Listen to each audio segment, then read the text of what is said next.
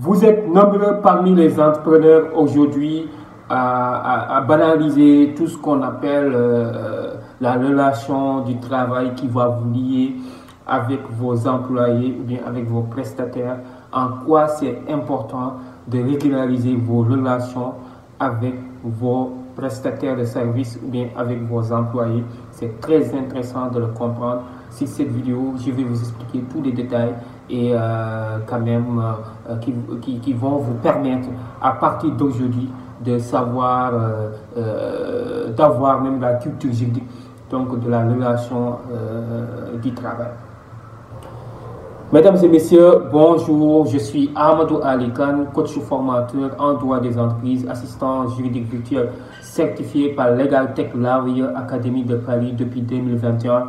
Donc j'ai un programme dénommé Assistance juridique digitale et leadership qui existe depuis presque 5 ans, dont l'objectif est de former mais aussi d'accompagner les entrepreneurs à créer le business, mais aussi à avoir une culture juridique de l'activité économique avec moins de risques juridiques.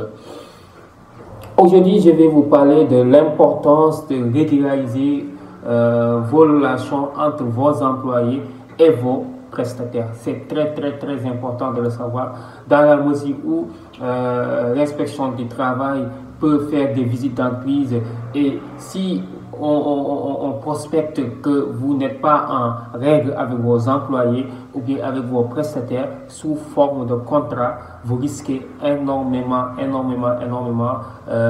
de dommages et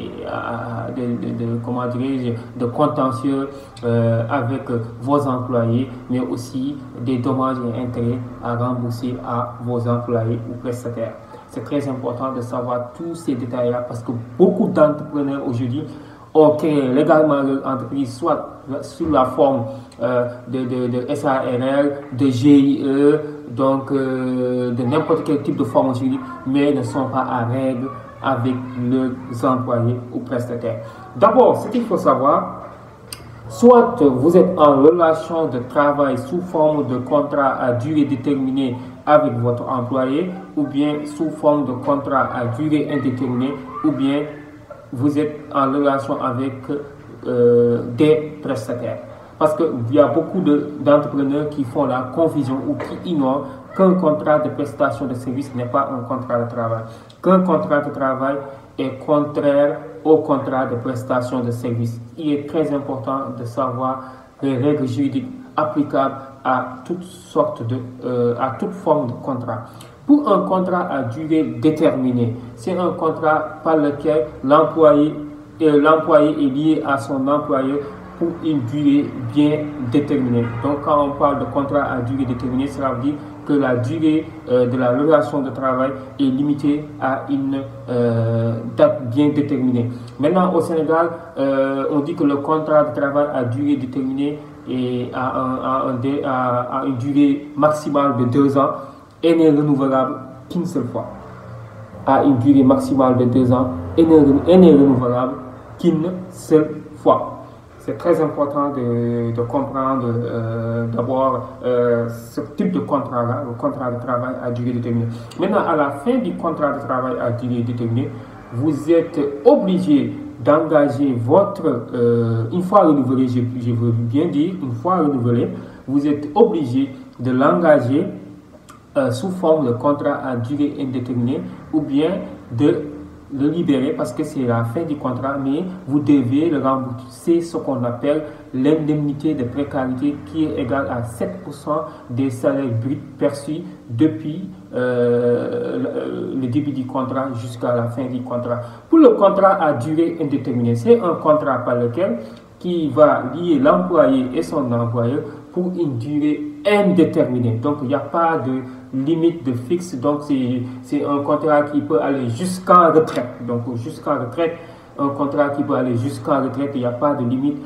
voilà, mais quand même il peut y avoir la démission de l'employé, mais aussi il peut y avoir ce qu'on appelle le licenciement de l'employeur, mais tout doit être régularisé. Dans le cadre de la démission, il faut une notification, dans le cadre du licenciement, il faut un motif de licenciement. Et voilà, il n'y a que ces deux types de contrats qui existent quand on parle aujourd'hui de contrat de travail. Maintenant, quand on parle de contrat de prestation de service, si vous n'avez pas les moyens aujourd'hui de recruter en temps plein un employé qui va vous gérer les tâches de l'entreprise voilà, pendant 8 heures de temps, vous pouvez recruter un prestataire. Un prestataire, c'est quelqu'un qui a comment dirais-je, des compétences dans un domaine bien déterminé et qui va travailler librement pour vous. C'est très important de savoir que c'est travailler librement. Quand on parle de travail libre, c'est que le prestataire, il a des compétences dans un domaine bien déterminé. Vous le recrutez, il est rémunéré forfaitairement. Il peut travailler 3 heures par jour, 4 heures par jour. Il vient, il exécute une prestation et voilà, il est rémunéré. Soit à la fin du mois, on va calculer le nombre de prestations qu'il a fait, ou bien voilà, si c'est pas 15 jours que vous allez le payer. Tout ça, vous devez le déterminer dans le contrat. Donc c'est ça que je voulais donner aujourd'hui, les astuces que vous devez comprendre si vous êtes un entrepreneur. Donc il est très important de se régulariser envers vos employés ou bien vos prestataires sous forme de contrat. Et tout contrat doit être écrit. À défaut d'un écrit, le contrat est requalifié automatiquement par le juge en contrat à durée indéterminée. Merci.